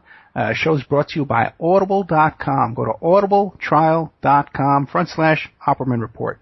Tonight we had with us for a good hour and a half, we had good old Mark Ebner. Fascinating guy, man. The guy, thank God I got this kind of friendship with him now, relationship with him. We could bring him on the show.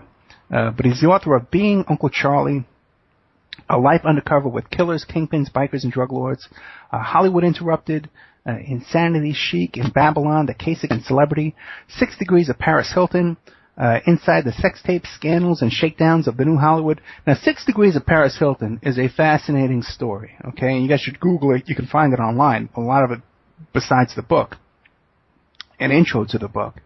Now, people hear this and they think, Paris Hilton, what? She did that TV show, the Hilton Life, whatever that was called, But no, this woman, Paris Hilton, has a fascinating life where she's been involved with all these bail bondsmen and bounty hunters and drug dealers and escort services and stuff like that. And what happened was is she lost her cell phone, quote unquote, got hacked into, and they stole her address book out of there, and they started publishing it. And in that was this guy who was this bounty hunter kind of guy, a thug, and he went and he kidnapped Joe Francis from Girls Gone Wild, and then they took Joe Francis and they videotaped him and with being molested with sex toys, and then she went with her lawyer and kidnapped Joe Francis? Oh, you don't know this story, man? No. Oh, look it up. They kidnapped him. And by the way, they've got Mike Gray on here from InfinityHomeplans.com, one of our sponsors, and his own show, Parlay, which we'll be discussing shortly. But Mike, yes, they kidnapped Joe Francis and forced him to rape himself with sex toys. And why did they do this? To blackmail him.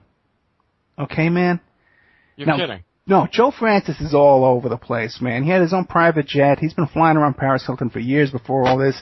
He was involved in the One Night in Paris sex tape that got out. He had another sex tape with Paris Hilton. This guy's been involved with a ton of stuff. Real character.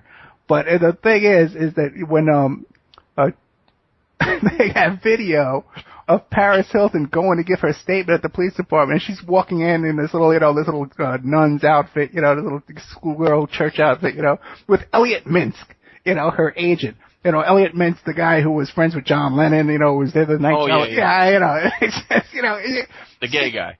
I don't know if he's gay or not, but 6 degrees of Paris Hilton. When you talk about 6 degrees of Paris Hilton, there are real serious 6 degrees to talk about in that case. And also Poison Candy, The Murderous Madam, Inside Dahlia Dippolito's Plot to Kill. These are all the books by Mark Ebner. Great guy. And you can hire him as a PI too and stuff like that. He has his PI license out there in California. There's all kinds of security work and all kinds of fun stuff going on. Good old Mark Ebner. Now, just a couple of things I want to get off the plate here. You can donate at oppermanreport@gmail.com. Now, we're not getting enough donations to stay afloat, okay? And Mike could testify to that. So we may have to go to a paid archive or a podcast in iTunes, okay? So now what we need you to do is to go to the Opperman Report YouTube channel and subscribe there so that and then, play the views, without clicking on that thing saying skip the ad, because we get paid from that. If we play those ads, we get paid from that. And if we had 10,000 subscribers, okay, and I know how many people are out there listening, okay, if everybody just subscribed to that, we could pay for this show, and I could be out investigating stuff like I should be. Last week we had this Jeffrey Epstein story, and I would really love to be working on that the way I did a couple of days. I put in a good 20 hours before the show last week just researching the Jeffrey Epstein case. New documents have come out, new court documents have come out since then. I haven't even had a chance to read them. Okay, and so if we could fund this, guys, okay, with YouTube and with going to the blog and clicking on the ads in the blog, then we can fund all this without having to charge for podcasts and charge for archives and all that kind of stuff. We don't want to do that. Now, we appreciate your donations, but what we really want is sponsorships. Okay, now last week we were number 3 on TalkStream Live.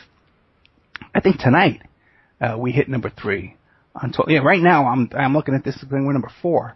Okay, so we got a huge audience here. We just picked up another big station late night in the Midlands, and we got another couple of really, really big ones we're working on. One is so big it's bigger than all the other ones combined. So you get in now, lock in your prices. I got a deal that I'm offering for local Vegas,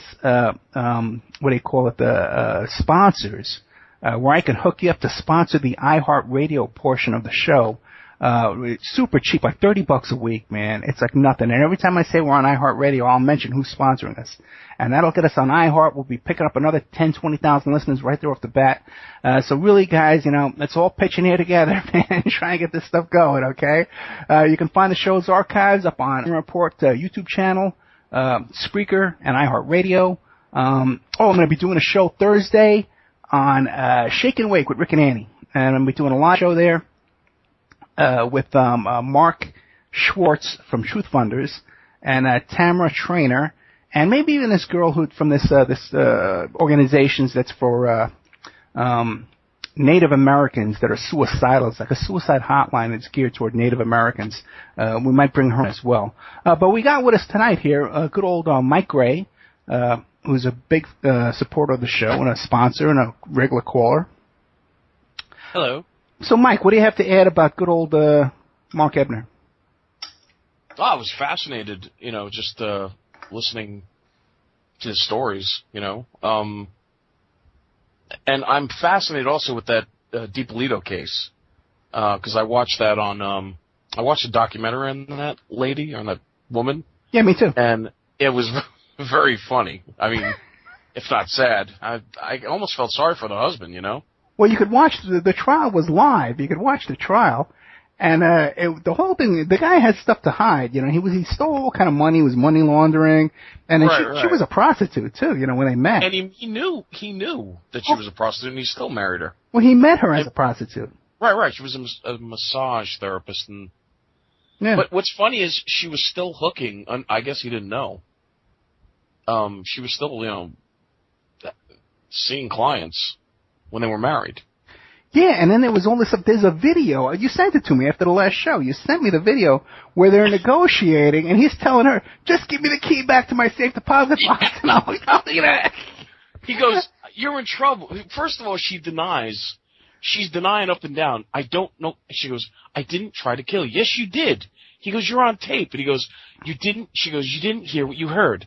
I don't care what you heard. You didn't hear what you heard. And she's on tape 3 different ways saying, "I want to kill him. You know, here's the money." And they were negotiating with the money because it was a cop. Yeah. But not only that, do you realize she tried to frame him on 2 separate occasions? Yeah, because he had the sweetheart deal for his first conviction. When he was on probation, and he screwed that up royally. But remember when he's telling the cop in the thing that, yeah, he goes, "You know, me and my wife went out to dinner, and I go to fill the gas tank up, and I go to, you know, where the gas tank is, and pop it open, and he goes, there's a baggie in there, and he goes, he knew it was filled with Coke. Yeah. Like a little baggie full of Coke. And then there was another incident where the cops came, and somebody called the cops, and there was Coke under the car or something? Yeah, she was trying to stem up weapons to blow his probation. Right, she was setting him up, and he can't figure that out? He had some kind of odd probation. Oh, yeah, no, he had a murderous probation.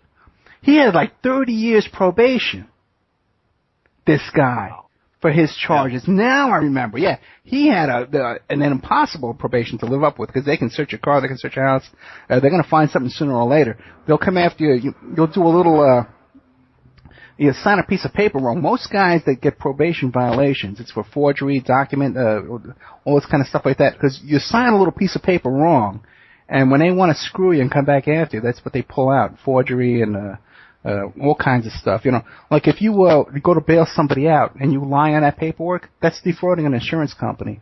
And a lot of guys that's a big trap too, man, because they'll come after you with that, because the guy jumps on his bail, or they try and hit him on another shot for the bail. But she wanted to kill him over a townhouse. Yeah. Well, no, but wait a second. We don't know what else was going on, because the guy did have a lot of money. There could be money hidden around who knows what. Yeah, probably that he hid. Right. Yeah. We don't know. Now, what's going on with you? You got your show coming up, Parlay, and I know that you're going to be interviewing Sean David Martin. I already did the other day. Well, I thought it was going to be a simulcast. What happened with that? No.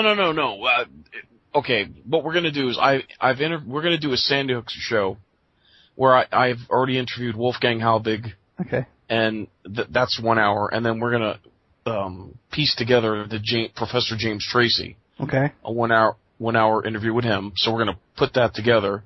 So that's 1 hour 2, and then we're going to do maybe a call-in show after that, taking questions. So that'll probably be the debut show. Then wait a second. Wait. Go ahead. But the guests won't be there to take the questions, though. They won't take the No, they will. they're coming back. They're coming back? Yeah. Oh, very good. Okay. So this way they're pre-interviewed, no stress, you know. And then they've both agreed to, when we debut it on the 3rd hour, we'll Skype together and take calls. And when is the debut? I don't know.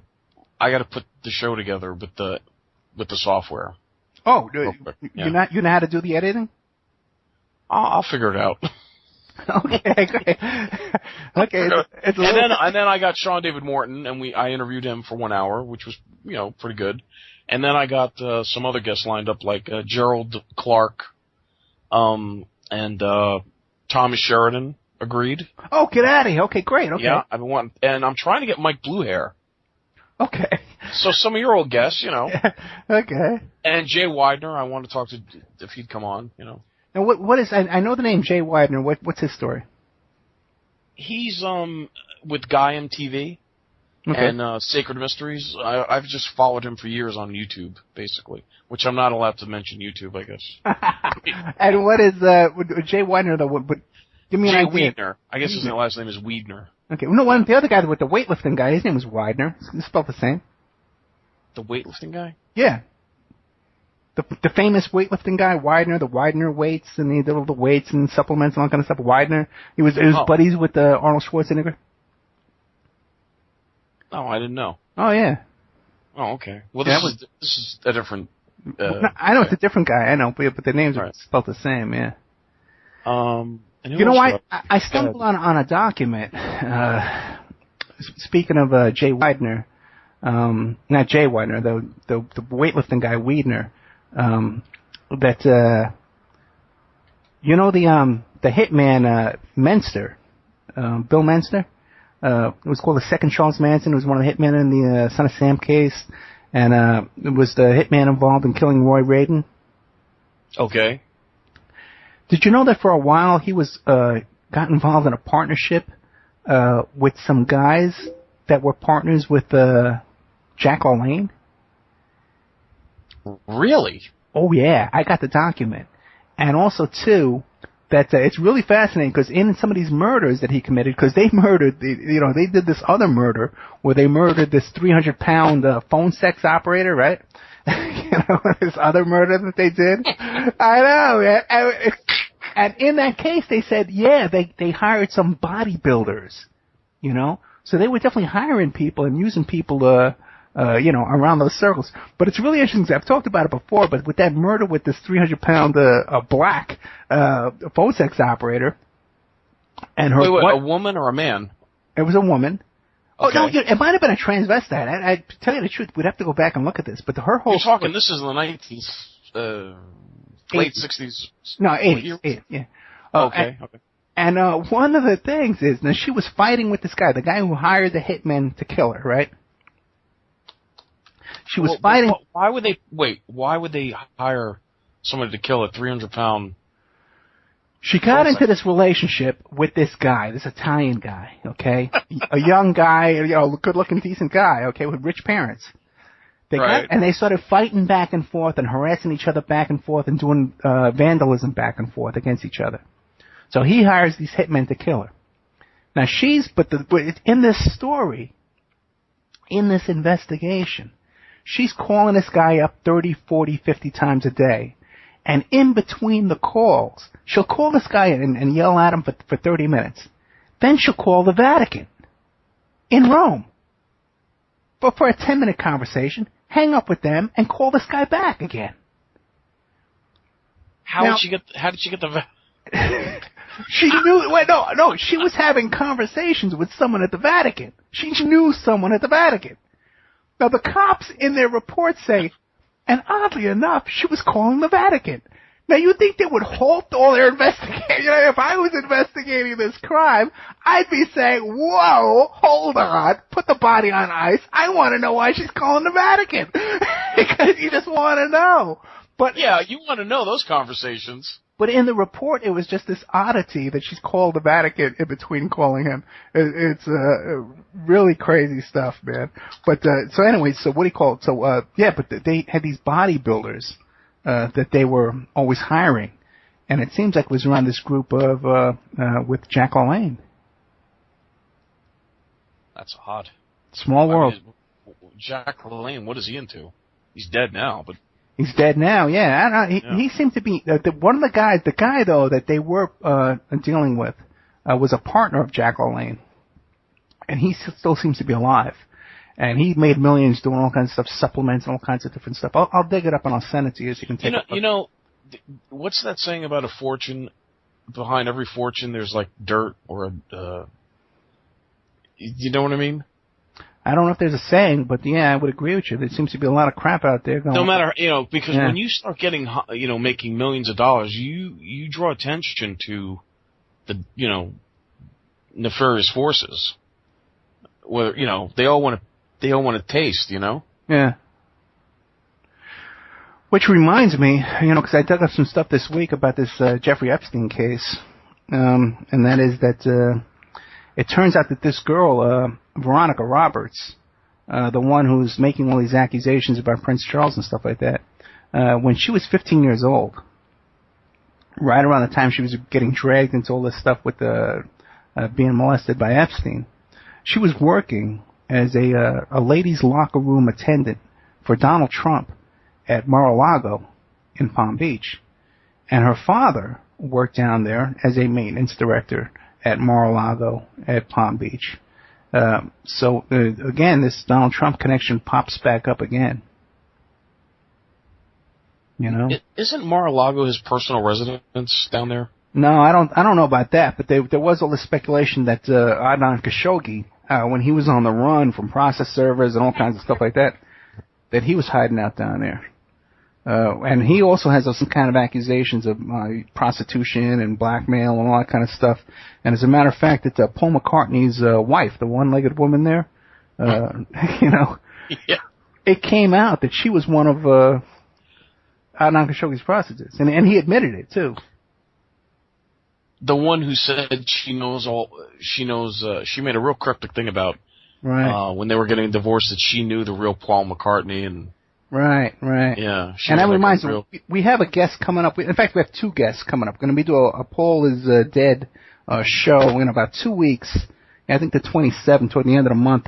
And we have two guests. We actually double booked it. We found two Paul McCartney experts, so we'll see if they're willing to come on at the same time, or what we're going to do about that. But that'll be a nice show. Paul is Dead, right? Yeah, you know, I've seen that documentary. I think it's called. It's like the beetle, the winged beetle, or something. Yeah, there's a couple of them. It's on the computer. I'm not going to mention where I saw it. Right. Okay. But they do bring up some compelling evidence. Like, they've got pictures of him before or after with his girlfriend, and the picture before, he's shorter than her, and then the picture after, he's taller than her. And then they do where they take the face and they morph it from before and after. And there are a lot of differences, you know? Oh, yeah, man. There's all sorts of stuff. Yeah. And to me, it makes sense. Now, the theory is that's in that whole Paul is Dead crowd, with Paul McCartney and all that stuff like that. Because, they all say that, he died in a car crash by mistake, But I kind of think it was a swap out by the Process Church, Really? You think he was killed? Or replaced. That's possible. No, he could still be alive today and be in hiding or kidnapped. I don't know. The one thing, John Lennon, because I'm a big John Lennon fan, he said that he picked Paul when they were kids, when they were teenagers, to be in his band. Right. To be in the same band, okay? Remember when they met Epstein, or not, what's his name? The fifth Beatle. They got rid of Best and replaced him with Ringo. Yeah. Remember that? Yeah. But, so John Lennon and McCarthy were good friends, and then it seems after that, they weren't. Oh, that's It was like animosity. Yeah, we got to take a look at that. Now, we're getting toward the end of the show, and we're going to be dropping PSN in a couple of minutes, like less than 2 minutes. So before we drop PSN, why don't we have Patty come on and Scott here come on real quick and plug the shows before we drop them, and then we're going to be dropping Hazy after that in about another 4 minutes. Patty or Scott? Oh, my turn? Okay. Crossing the Void Radio comes out on the Hazy Radio Network, 9 p.m. Eastern Time, 6 p.m. Pacific on Wednesday nights. This week my guest is going to be Bill Bean. He's the author of Dark Force. Unbelievable story about how he and his family survived a demon attack for just multiple years. And I've waited to have him on my show a few times. I've had to cancel a few times. So if you guys are into the paranormal, this is definitely a show you don't want to miss. Okay, great. Now, Patty, Walking Turtle. Yeah, we have on Saturday Where the Wild Things Grow, and that's on at 3 p.m. Central Standard Time. Also on Sunday, starting at 12 noon to 4 p.m. Central Standard Time, we have the Brain Gym, followed by I Have Something to Say with Gerald Whitehorse Standing. He's a Cree elder from the Saskatchewan Preserve in Canada. And on Monday, we have Turtle Talk at 4 p.m. with myself and Barbara Threecrow, and all of that is on the Awake Radio Network. All right, great. Okay, and 4 minutes. Okay, and tonight we had we still got Michael Gray with us there from InfinityHomeplans.com, but we had for the whole night good old Mark Ebner. Fascinating guy, has all the dirt in Hollywood there. He's the author of several books. One is Poison Candy, The Murderous Madam, Inside Dahlia Dippolito's Plot to Kill, 6 Degrees of Paris Hilton. I recommend this book highly. Inside Sex Tapes, Scandals, and Shakedowns of the New Hollywood. Hollywood Interrupted, Insanity, Chic and Babylon, The Case Against Celebrity, Being Uncle Charlie, A Life Undercover with Killers, Kingpins, Bikers, and Drug Lords. His name is Mark Ebner, E-B-N-E-R. You can find him on Facebook. His Facebook's full. I know he has over 5,000 friends, but you can probably send him a private message on there if you need to hire a PI in California, or he's going to be up in Providence, and he can do some work up in Providence for you too, under a license up there in Providence. Someone will help him out up there. You can do that, work out of state, or if he's following a case from California over to Providence, he can do that for you too. Highly recommend these guys. And Dano Hanks, who's Backstreet Investigations, well-known guy. We should have him on the show one time, since Mark is too lame to hang into the late hours like he used to hang out with us. Okay, maybe we'll start having Dano Hanks on, because Mark's a happily married man now, and not hanging out with the old-timers like me and Mike Gray from InfinityHomeplans.com and Parlay. Mike, where can we find your show? On CJ Mars Radio. CJ Mars Radio. Yeah, CJ Mars Radio. And what night? When it debuts, when it comes on. What night? I don't know yet. Okay. Yeah, because I'm helping Cindy, to schedule what shows are going to be on, and we might even be bringing back Mae Brussels. Remember Mae Brussels? I do remember Mae Brussels. I told you the story early this morning when you were calling me about 7 a.m. this morning. That's right. When you were giving me my wake-up call. Mae Brussels, I'll tell you the story real quick. When I was a kid, 1979, and I was volunteering down at WBAI Radio in New York City, Lynn Samuels, who's a legend in New York, she was on WBAI, and she was on ABC Radio. She used to get the Mae Brussels tapes. And she would loan me those tapes, listen to the tapes, and say, "You gotta bring them back, Ed, you gotta bring them back tomorrow morning." I don't know if anybody remembers Lynn Samuels, but she was a brilliant woman, So we're gonna take a break, do some commercials. We'll be right back with the after show. Okay. Where we do the Opperman Report after show. Some people call it the after party. We'll be right back after these messages. If you're looking for essential oils, stop by and check out Essentially Tammy on Facebook. She is Young Living Essential Oils Independent Distributor. These 100% therapeutic-grade oils help support the body's natural functions. You can click on her website, posted on Essentially Tammy, that's T-A-M-I, to see the current deals and check out the benefits of oils such as frankincense, joy, valor, lemon, thieves, panaway, and many more. Email Jocotami, that's Jocatami, @yahoo.com, or call 352-239-8546. That's 352-239-8546.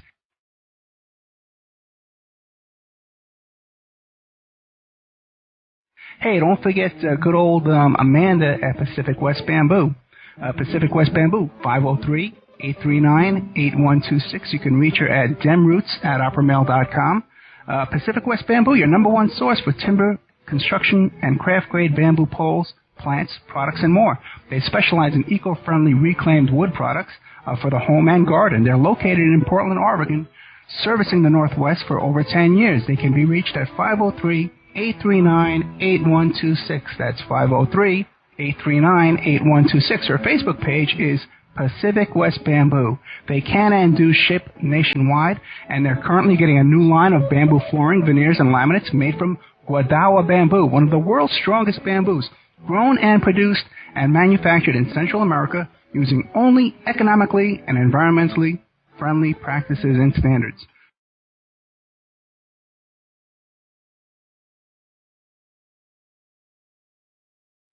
Good old Mike Gray at InfinityHomeplans.com. Check out Infinity Home Plans and Design Services, your resource for 3D and 2D draftsman services. They offer a multitude of products, including stock home plans, 2D digital drawings, 3D models, renderings, and more. That's InfinityHomeplans.com.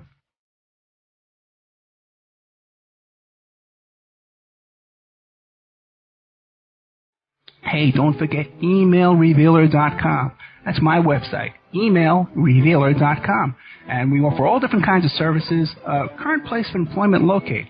Let's say you're trying to locate where your ex-husband or your ex-wife is working so you can collect on child support.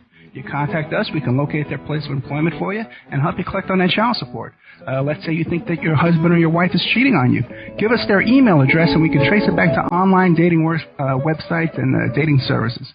So we have a multitude of services on emailrevealer.com.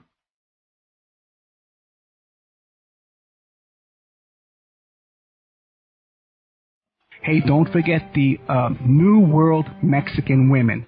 Okay, and you just Google New World Mexican Women. You can find their book where they first describe their love letters to their men and their sons and their uncles and their brothers who have traveled from South America to North America to work as migrant workers. But the women down in this town there in Guerrero, Mexico, they want their men to come back. So they've written these beautiful love letters and they've put them all in this beautiful coffee table book. First, the letters are written in Spanish, handwritten. You can see pictures of the people writing the books. And then it comes on after that, and it's typewritten in English. And then also, too, the second half of the book is teaching you how to make authentic Mexican jewelry from these New World Mexican women. You can find their book on Lulu.com. It's only $19, or you can download the digital edition for free. That's New World Mexican Women. And it's a two-part book where first part is the love letters, and the second part is the making the handmade jewelry, the authentic Mexican jewelry. But you can also contact them, too, as well, if you want to get a deal on wholesale jewelry from Mexico, from these women.